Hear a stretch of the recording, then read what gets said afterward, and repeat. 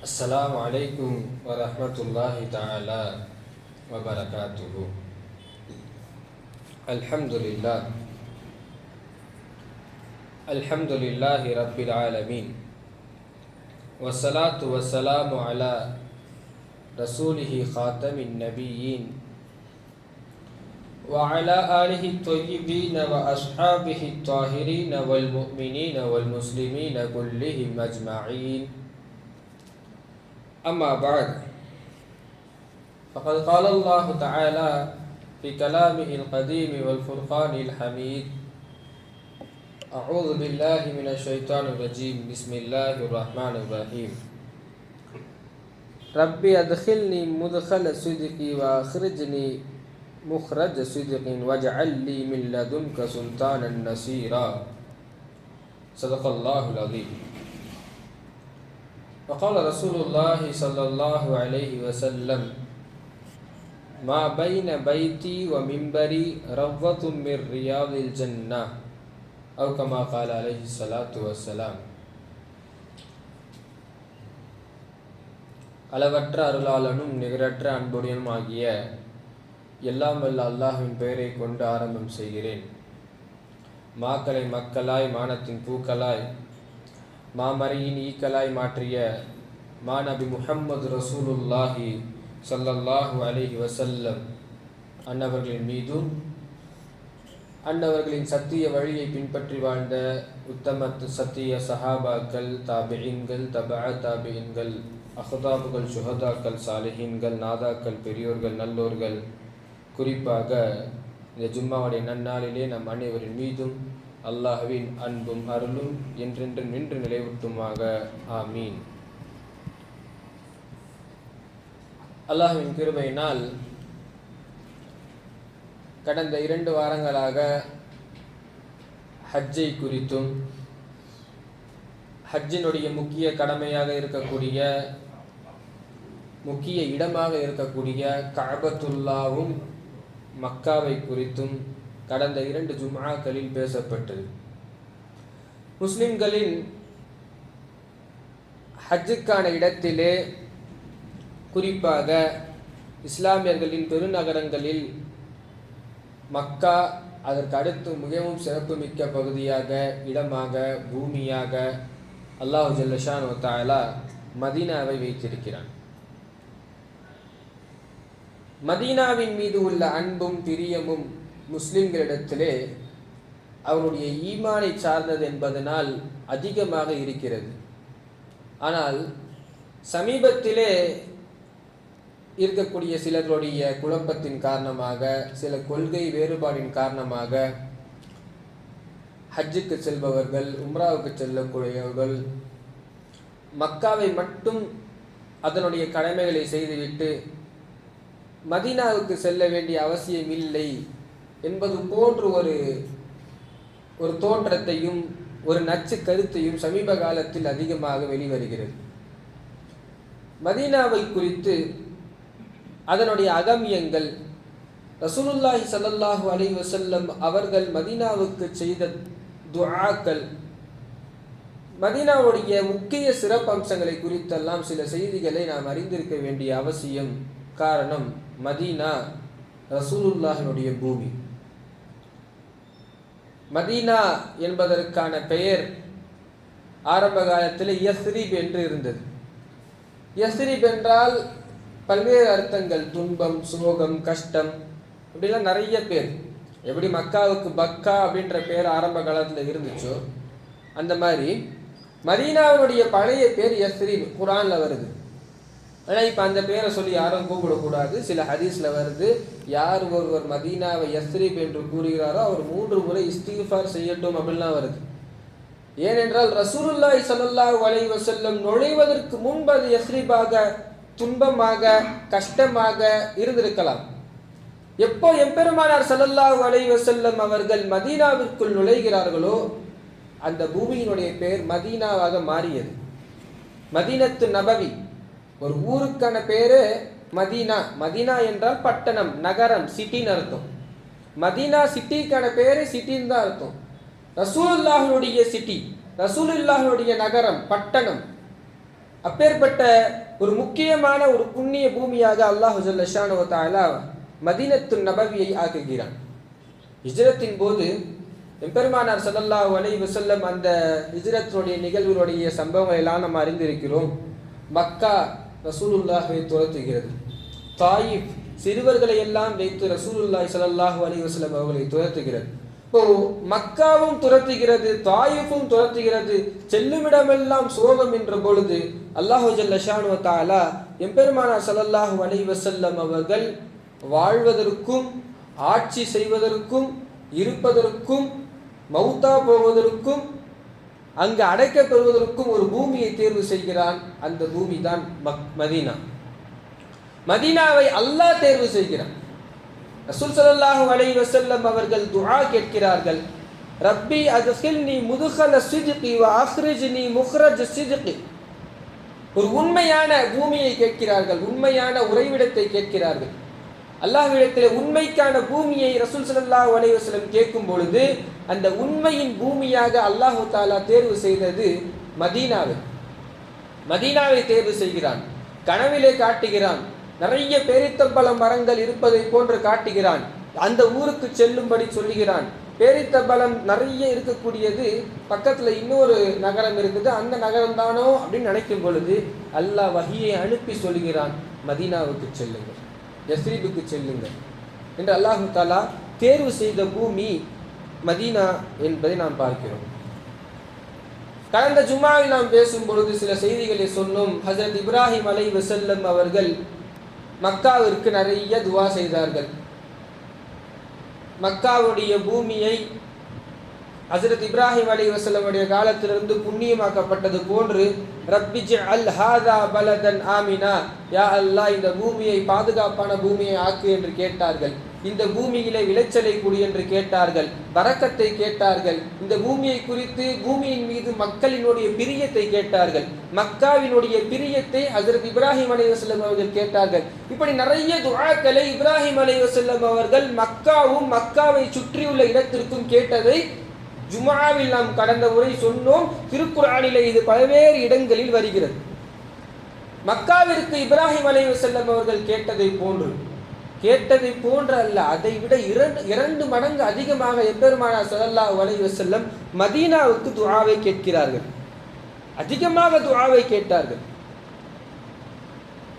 உலமாக்களிடத்திலே இமாக்கள் என்று சொல்லக்கூடிய இமாம் இடத்திலே ஒரு கருத்து வேறுபாடு எப்பொழுதும் இருக்கும். மக்கா சிறந்ததா மதீனா சிறந்ததா? இரண்டும் சிறந்தது தான், இரண்டும் புண்ணிய பூமி தான், இரண்டும் ஹரம் ஷரீப் தான். ஆனால் இருக்கிறதுலே ரொம்ப சிறந்தது எது? மக்கா சிறந்ததா அல்லது மதீனா சிறந்ததா? மக்கா சிறந்தது என்று சொல்பவர்கள் நிறைய கருத்துக்களை ஈர்ப்பார்கள். மக்காவிலே கஅபத்துல்லாஹ் இருக்கிறது, மக்காவிலே ஹஜ்ருல் அஸ்வத் இருக்கிறது, ஜம்சம் இருக்கிறது, மகாம் இப்ராஹிம் இருக்கிறது, சஃபா மர்வா இருக்கிறது, முஸ்தலிஃபா மினா இருக்கிறது. இப்படி நிறைய செய்திகளை எல்லாம் சொல்லிக்கொண்டு மக்காவில் தொழுதால் 1,00,000 நன்மை, இப்படி நிறைய செய்திகளை சொல்வார்கள். மதீனா சிறப்பு என்று சொல்பவர்களும் பல்வேறு சிறப்புகளை சொல்லுவார்கள். ஆனால் இதுக்கு கடைசிய முடிவு என்ன தெரியுமா சொல்லுவாங்க? மக்கா சிறந்தது என்று சொல்பவர்களும் ஒற்றுக்கொள்ளக்கூடிய ஒரு செய்தி என்னதுன்னா, ஏற்கக்கூடிய ஒரு செய்தி என்னன்னா, உலகத்தில் உள்ள எல்லா பூமியிலையும் சிறந்தது மக்கா தான். ஆனால் ஒரே ஒரு இடத்தை தவிர. எந்த இடம்? எம்பெருமானார் ஸல்லல்லாஹு அலைஹி வஸல்லம் துயில் கொண்டிருக்கக்கூடிய அந்த கபர், அந்த இடத்தை தவிர மக்கா சிறந்தது. அப்போ உலகத்திலே சிறந்த இடம் எது என்பதை ஒட்டுமொத்த உலமாக்களும் ஒட்டுக்கொண்டது, ஏற்றது என்னதுன்னா, மஸ்ஜிது நபவியில நபி ஸல்லல்லாஹு அலைஹி வஸல்லம் அவர்கள் அடக்கப்பட்டிருக்கக்கூடிய அந்த பூமி. ஏன்? எம்பெருமானார் ஸல்லல்லாஹு அலைஹி வஸல்லம் அவர்கள் அடக்கப்பட்டிருக்கிறார்கள். அல்லாஹு ஜல்ல ஷானஹு வ தஆலா இந்த உலகத்தை படைப்பதற்கான காரணமே ரசூலுல்லாஹி ஸல்லல்லாஹு அலைஹி வஸல்லம். நாயகத்தை பார்ப்பதற்காக அல்லாஹு தஆலா இந்த பூமியை படைக்கிறான். நாயகம் இல்லை என்றால் இந்த பூமியை அல்லாஹ் படைத்திருக்க மாட்டான். இப்படி நிறைய ஹதீஸ்களை நாம் பார்ப்போம். அப்போ ரசூலுல்லாஹ்விற்காக இந்த பூமியை படைக்கின்ற அல்லாஹ், அப்போ ரசூல் ஸல்லல்லாஹு அலைஹி வஸல்லம் அவர்கள் துயில் கொண்டிருக்கக்கூடிய இடம்தான் உலகத்தில் இருக்கக்கூடிய எல்லா இடங்களை விட சிறந்தது. அது கஅபத்துல்லாவை விட, ஜம்சமை விட, மகாம் இப்ராஹிமை விட, சஃபா மர்வாவை விட, முஸ்தலிஃபா மினாவை விட, எல்லா இடங்களை விட சிறந்தது மஸ்ஜித் நபவியில் இருக்கக்கூடிய ரசூல் ஸல்லல்லாஹு அலைஹி வஸல்லம் அவருடைய துயில் கொள்ளக்கூடிய அந்த இடம் மதீனா. எல்லாமே சிறப்பு. மதீனாவுடைய மரம் மட்டை எல்லாம் சிறப்பு. எந்த அளவுக்கு என்றால் மதீனத்து மண் சிறப்புக்குரியது. வேறு உலகத்தில் வேறு எந்த பூமிக்கும் அப்படிப்பட்ட சிறப்பு இல்லை. மதீனாவுடைய மண் சிறப்புக்குரியது. மண்ணில் ஷிஃபா இருக்கிறது. எம்பெருமானார் ஸல்லல்லாஹு அலைஹி வஸல்லம் அவரிடத்திலே சிலர் எங்களுக்கு காய்ச்சல் ஏற்பட்டிருக்கிறது, எங்களுக்கு இந்த நோய் இருக்கிறது என்று வரும் பொழுது, நான் சொல்வது சஹீஹான ஹதீஸ்களை வரக்கூடிய செய்திகளை சொல்கிறேன். அப்போ வரும் பொழுது குறிப்பாக மக்காவிலிருந்து மதீனாவுக்கு வரும் பொழுது பல்வேறு சஹாபாக்களுக்கு காய்ச்சல் ஏற்பட்டது. இந்த கிளைமேட் மாறுறதுல, சீதோஷணம் மாறுறதுல நிறைய பேருக்கு நிறைய ஜுரங்கள் ஏற்பட்டது, நோய்கள் ஏற்பட்டது. அந்த நேரத்தில் எம்பெருமானார் ஸல்லல்லாஹு அலைஹி வஸல்லம் மதீனாவுடைய மண்ணை எடுக்கிறார்கள். மதீனாவுடைய மண்ணை எடுத்து பிஸ்மில்லாஹி என்று அல்லாஹ்வுடைய பெயரை சொல்லி துர்பத்து அர்தினா, இந்த மதீனாவுடைய பூமியினுடைய மண் இருக்கிறது, பிரீஃபத்தி பஅதினா, நம்மில் சிலருடைய உமிழ்நீர், மதீனத்தினுடைய மண் சிலருடைய உமிழ்நீரை வைத்தால் யுஷ்பா சகீமனா பிஇذن ரப்பினா, நோய்க்கு அது நம்முடைய நோய்க்கு அது ஷிஃபாவை தரும் அல்லாஹுடைய நாட்டத்தினால் என்று எம்பெருமானார் ஸல்லல்லாஹு அலைஹி வஸல்லம் அவர்கள் சொல்கிறார். இப்போ மதீனாவுடைய மண்ணுக்கு ஷிஃபாவுடைய தன்மை அல்லாஹு தஆலா வைத்திருக்கிறான் என்ற அளவுக்கு மதீனாவுடைய எல்லாமே சிறப்பு. மதீனாவை நேசிக்க வேண்டும். நேசிக்க வேண்டும் என்றால் எம்பெருமானார் ஸல்லல்லாஹு அலைஹி வஸல்லம் நேசத்தை கேட்டார்கள். யா அல்லாஹ் மதீனாவுடைய நேசத்தை எங்களுக்கு தானே கேட்டாங்க. அல்லாஹும்ம ஹப்பிப் இலைனல் மதீனத கஹுப்பினா மக்கத அவ் அஷத்த. யா அல்லாஹ் எங்களுக்கு நாங்கள் மக்காவை நேசிப்பதை போன்று அல்லது அதைவிட அதிகமாக மதீனாவை நேசிக்கக்கூடியவர்களாக எங்களை ஆக்கு, மதீனாவுடைய நேசத்தை எங்களுக்கு ஆக்கு என்று எம்பெருமானார் ஸல்லல்லாஹு அலைஹி வஸல்லம் அவர்கள் கேட்பதன் மூலம் மதீனாவை நேசிப்பதற்கு துஆ கேட்கலாம். குறிப்பாக மக்காவை விட அதிகமாக மதீனாவை நேசிக்கலாம் என்பதற்கெல்லாம் இது போன்ற ஹதீஸ்கள் நமக்கு உதாரணம்.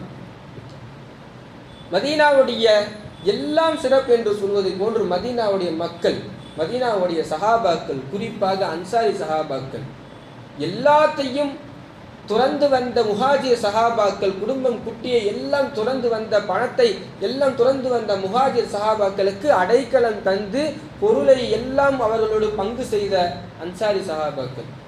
ஹுனைன் போர் முடியுது. ஹுனைன் போர் முடிஞ்சு கனிமத்தை எல்லாம் எம்பெருமானார் ஸல்லல்லாஹு அலைஹி வஸல்லம் அவர்கள் பங்கு போடுகிறார்கள். போரில் கிடைச்ச வெற்றி கிடைச்ச அந்த பொருட்களை எல்லாம் பங்கு போடும் பொழுது சிலர் அங்கே தெரியாமல் ஒரு சில பேசி, எல்லாரும் இல்லை, ஒரு சிலர், என்ன ரசூலுல்லாஹ் மக்காவிலேருந்து வந்தவங்களுக்கு மட்டும் கொஞ்சம் அதிகமாக தராரு, புதுசாக இஸ்லாத்தை ஏற்றவங்களுக்கு மட்டும் கொஞ்சம் அதிகமாக தராரு.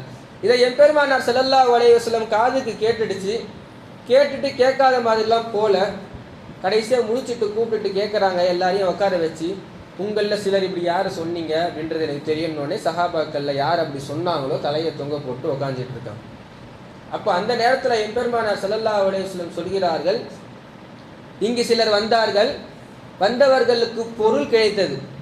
யார் யாருக்கெல்லாம் அந்த கனிமத்துடைய பொருளை கொடுத்தாங்களோ வந்தார்கள், ஒரு சிலருக்கு பொருள் கிடைத்தது, கனிமத்து கிடைத்தது. இன்னும் சிலர் இருக்கிறார்கள், மதீனாவுடைய மக்களை பார்த்து சொல்கிறார்கள், அவர்களுக்கு அல்லாஹ்வுடைய ரசூலுடைய தூதருடைய நேசம் வேண்டாமான்னு கேட்குறாங்க. ரசூலுடைய நேசம் உங்களுக்கு வேண்டாமா?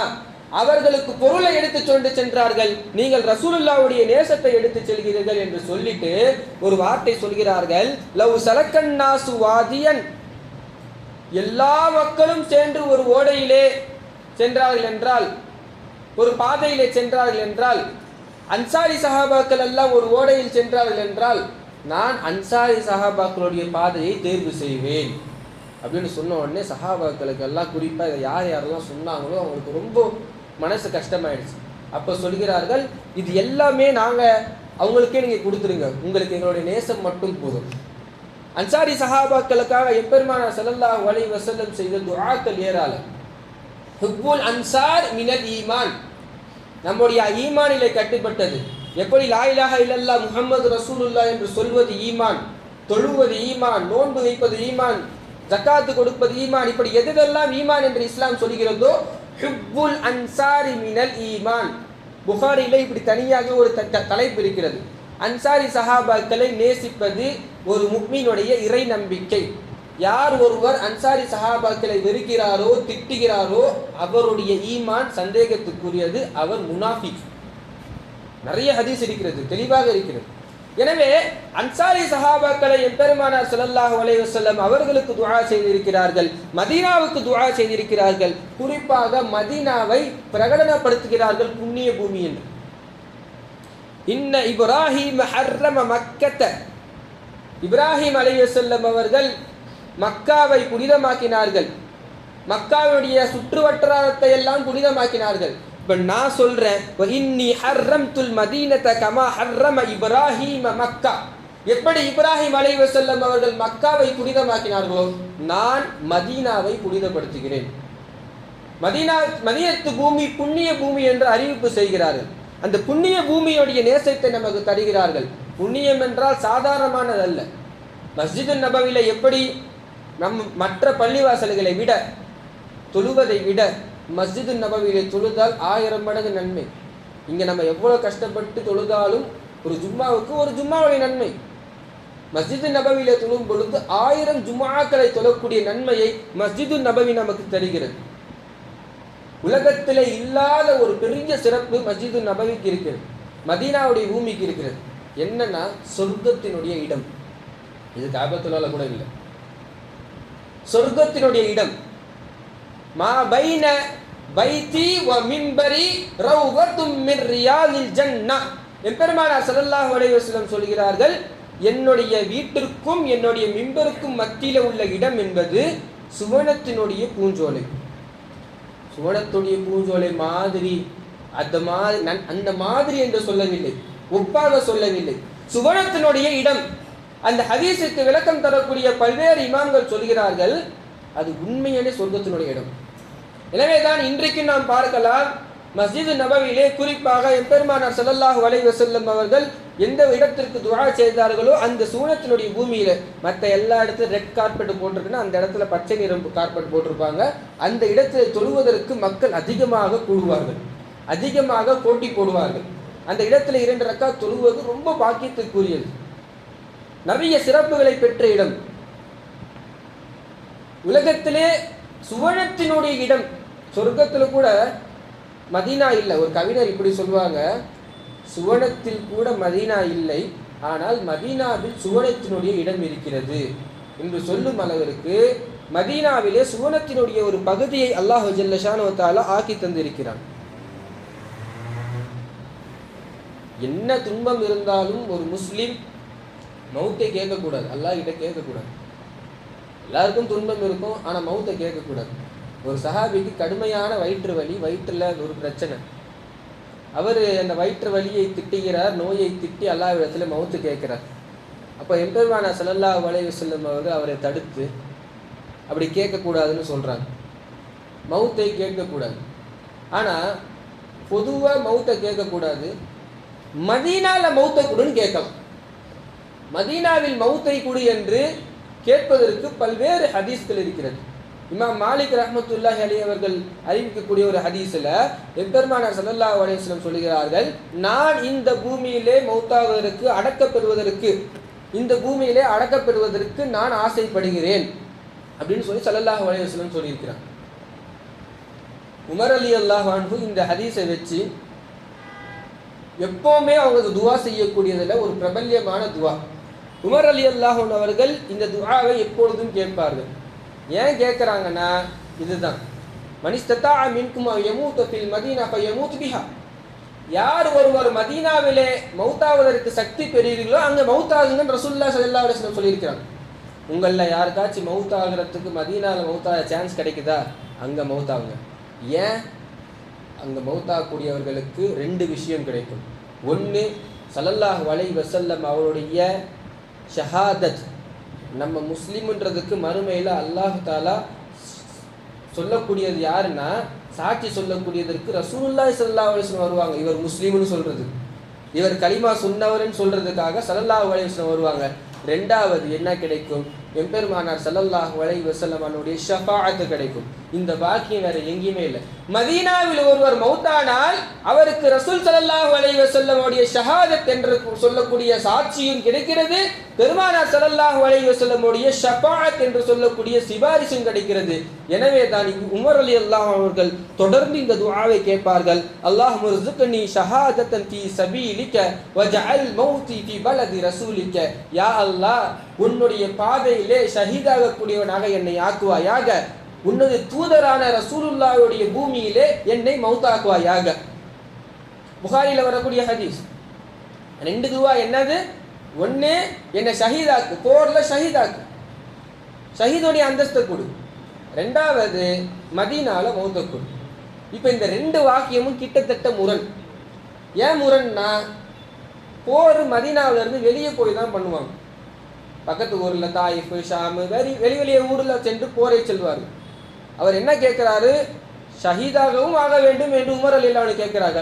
ஷஹீதாகணும்னா மதீனா விட்டு வெளியே தான் போய் ஷஹீதாகணும். அதே நேரத்தில் மதீனால மௌத்தாகணும் கேட்குறாங்க. அல்லாஹு தாலா உண்மையான துஆவுடைய வலிமையை எப்படி வைத்திருக்கிறான் என்று பாருங்க. ஒருவருடைய துஆவினுடைய இஹ்லாஸ் எந்த அளவுக்கு தூய்மையாக இருக்கிறதோ, ஈமான் எந்த அளவுக்கு தூய்மையாக இருக்கிறதோ, கேட்டதையெல்லாம் ரப்புல் ஆலமீன் காலடியில் கொண்டு வந்து வைப்பான். உமர் ரலியல்லாஹு அன்ஹுடைய துஆவை அல்லாஹ் எப்படி கபூல் செய்கிறான்? ஒரு யஹூதி பகல் நேரத்தில் ஃபஜ்ர் தொழுகையின் பொழுது விஷம் தடவிய ஒரு கத்தியின் மூலம் ஹஸரத் உமர் ரலியல்லாஹு அன்ஹு அவர்களை முதுகில் குத்துகிறான். அந்த குத்தினுடைய பாதிப்பாக ஒரு 2-3 நாட்கள் கழித்து ஹஸரத் உமர் ரலியல்லாஹு அன்ஹு அவர்கள் வஃபாத் ஆகிறார்கள். இப்போ இந்த இடத்துல என்ன கிடைத்தது என்றால், ஷஹீதுடைய அந்தஸ்தும் கிடைக்கிறது. யஹூதியின் மூலம் கொல்லப்பட்டதனால் ஷஹீதுடைய அந்தஸ்தும் கிடைத்து விட்டது. ரசூல் ஸல்லல்லாஹு அலைஹி வஸல்லம் அவருடைய பூமியிலே அடக்கப்படுகிறார்கள். பூமியில இல்லை, அவங்க கூட அடக்கப்படுகிறார்கள். ஜனாதிபதியாக இருக்கிறார்கள் உமர் ரலியல்லாஹு அன்ஹு.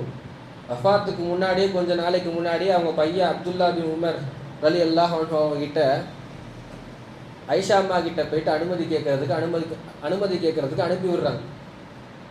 ஐஷா அம்மாவுடைய வீட்டில் ஏற்கனவே ஸல்லல்லாஹு அலைஹி வஸல்லம் அவர்களும் ஐஷா அம்மாவுடைய தந்தையான அபூபக்கர் சித்தீக் ரலியல்லாஹு அன்ஹு அவர்களும் ஏற்கனவே அடங்கியிருக்கிறாங்க.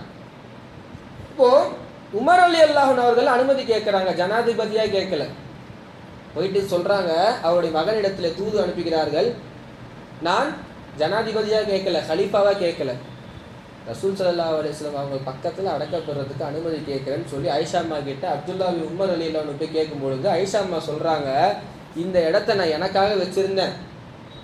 என்னுடைய கணவரான ரசூலுல்லாவும் என்னுடைய தந்தையான அபூபக்கர் சித்தீக் ரலியல்லாஹு அன்ஹு பக்கத்தில் அடக்கிறதுக்கு நான் ஆசைப்பட்டிருந்தேன். இருந்தாலும் நீங்கள் கேட்டீங்கன்றதுனால, உங்களுடைய வாப்பாவான உமர் ரலியல்லாஹு அன்ஹு கேட்டதுனால அனுமதி தரேன்னு சொல்லி அனுமதி தருகிறார்கள். பிறகு அந்த இடத்திலே அடக்கப்படுகிறார்கள். அந்த துஆவினுடைய ஈமான் எந்த அளவுக்கு தூய்மையாக இருந்திருந்தால், ரசூல் ஸல்லல்லாஹு அலைஹி வஸல்லம் அவர்களுடைய பூமியில் அல்ல, அவர்கள் உடன் அடக்கப் பெறுகிறார்கள். மதீனாவில் மௌத்தானோ, மதீனாவில் ஷஹீதானோன்றதுனால ஷஹீதுடைய அந்தஸ்தை ரப்புல் ஆலமீன் மதீனாவுக்கு தேடி வந்து தருகிறான். மதீனாவில் மௌத்தாவதற்கு எம்பெருமானார் ஸல்லல்லாஹு அலைஹி வஸல்லம் அவர்கள் பிரியப்பட்டிருக்கிறார்கள். சஹாபாக்கள் துஆ கேட்டிருக்கிறார்கள். ஒருவர் மௌத்தாவதற்கு துஆ கேட்க வேண்டும் என்றால் அது மதீனாவில் கேட்கலாம், மதீனாவில் மௌத்தாவதற்கு கேட்கலாம். அப்பேற்பட்ட புண்ணிய பூமியாக அல்லாஹு தஆலா மதீனாவை வைத்திருக்கிறான். குறிப்பாக ஹஜ்ஜுக்கு செல்லக்கூடியவர்கள், உம்ராவுக்கு செல்லக்கூடியவர்கள், அவருடைய முக்கியமான ஒரு கடமை ஹஜ் கடமை தான். அடுத்து இருக்கக்கூடிய ஜியாரத் ஒரு ஆன்மீக கடமை, தார்மீக கடமை, நன்றி கடன் என்று சொல்லலாம். மன் ஜாரனி, யார் ஒருவர் எனது மௌத்துக்கு பிறகு என்னை ஜியாரத் செய்கிறாரோ, மன் ஜாரனி பஅத மௌதி கஅன்னமா ஜாரனி ஃபி ஹயாத்தி, யார் ஒருவர் என்னுடைய மௌத்துக்கு பிறகு என்னை ஜியாரத் செய்கிறாரோ அவர் நான் ஹயாத்துடன் இருக்கும் பொழுது என்னை ஜியாரத் செய்ததற்கு சமம் என்று ஸல்லல்லாஹு அலைஹி வஸல்லம் சொல்லியிருக்கிறார். ஸல்லல்லாஹு அலைஹி வஸல்லம் அவர்களை பார்க்க வேண்டும் என்ற ஆசை எல்லாருக்கும் இருக்கிறது. பார்த்திருக்க கூடாதா? அந்த காலத்தில் பிறந்திருக்க கூடாதா? கனவிலாவது பார்க்கலாமா? அப்படி இந்த ஆசையினுடைய வெளிப்பாடு என்ன? யார் ஒருவர் ரசூல் ஸல்லல்லாஹு அலைஹி வஸல்லம் அவர்களை ஜியாரத் செய்கிறார்களோ அவர்கள் நேரில் அவர்களை பார்த்ததற்கு சமம் என்று ஹதீஸ்களில் வருகிறது. அவர்களுக்கு ஷஃபாஅத் கிடைக்கும் என்று இருக்கிறது. அந்த புனித பூமி அல்லாஹு ஜல்ல தஆலா மலக்குகளை வைத்து பாதுகாப்பு தருகிறான். மலக்குமார்கள் மதீனாவுடைய எல்லையில் இருப்பார்கள். 2 வகையான பாதுகாப்பு கேரண்டி மதீனாவுக்கு. ஒன்று, தஜ்ஜால் நுழைய மாட்டான். மறுமையினுடைய கியாமத்தினுடைய நெருக்கடியில் இருக்கும் பொழுது எல்லா இடங்களுக்கும் செல்லக்கூடிய தஜ்ஜால், ஃபித்னாவை செய்யக்கூடிய தஜ்ஜால், சூழ்ச்சியை செய்யக்கூடிய தஜ்ஜால், முஸ்லிம்களை எல்லாம் காஃபிராக்கக்கூடிய தஜ்ஜால் மதீனாவுடைய எல்லைக்குள் நுழைய முடியாது. மலக்குமார்கள் இருப்பார்கள். மலக்குமார்கள் விரட்டி அடிப்பார்கள். மதீனாவிற்குள்ளே தஜ்ஜால் நுழைய முடியாது. 2வது, காலரா என்று சொல்லக்கூடிய பெருநோய் நுழைய முடியாது. அந்த பெருநோய்க்கு மதீனாவுக்குள்ள வேலை இல்லை. கொரோனாவை கேட்காதீங்க, கொரோனாவை விட காலரா மோசமானது. காலராவிலே கிட்டத்தட்ட 70,000க்கும் மேற்பட்ட சஹாபாக்கள் கொத்து கொத்தாக மௌத்தானார்கள். அந்த மௌத்தெல்லாம் கொரோனாவுக்கு இல்லை. காலராவுடைய நோய் மதீனாவிற்குள் நுழைய முடியாது. அதற்கான பாதுகாப்பை அல்லாஹு தஆலா தந்திருக்கிறான். தஜ்ஜால் நுழைய முடியாது. அந்த அளவுக்கு ரப்புல் ஆலமீன் இந்த பாதுகாப்பை மதீனத்து நபவியிலே தந்திருக்கிறான். எம்பெருமானார் ஸல்லல்லாஹு அலைஹி வஸல்லம் அவர்கள் மதீனாவுக்கு நேசத்தை கேட்டார்கள். மதீனாவை நேசிக்க வேண்டும் என்று நமக்கு சொல்லித் தந்திருக்கிறார்கள். மதீனாவை நேசிக்கக்கூடியவர்கள் ரசூல் ஸல்லல்லாஹு அலைஹி வஸல்லம் அவர்களை நேசிப்பதற்கு சமம். எம்பெருமானார் ஸல்லல்லாஹு அலைஹி வஸல்லம் நேசிக்க வேண்டும் என்றால் மதீனாவை நாம் நேசிக்க வேண்டும். அல்லாஹ் ஜல்ல ஷானு வ தஆலா மஸ்ஜிது நபவிக்கு சென்று ரசூல் ஸல்லல்லாஹு அலைஹி வஸல்லம் அவர்களை ஜியாரத் செய்யக்கூடிய பாக்கியத்தை அல்லாஹ் தஆலா நம் அனைவருக்கும் வழங்குவானாக. மறுமையில் அவருடைய ஷஃபாத்தை நமக்கு நசீபாக்குவானாக. ரசூல் ஸல்லல்லாஹு அலைஹி வஸல்லம் அன்னவருடைய மஹப்பத்தை நமக்கு நசீபாக்குவானாக. அவருடைய சுன்னத்தை பின்பற்றுவர்களாக ஆக்குவானாக. கனவிலும் நினைவிலும் கண்டு கழிக்கின்ற வாக்கியத்தை நம் அனைவருக்கும் அல்லாஹ் தஆலா தந்து அருள் புரிவானாக. ஆமீன். வ ஆகிரு தஅவானா அல்ஹம்துலில்லாஹி ரப்பில் ஆலமீன். அஸ்ஸலாமு அலைக்கும் வரஹ்மத்துல்லாஹி வபரகாத்துஹு.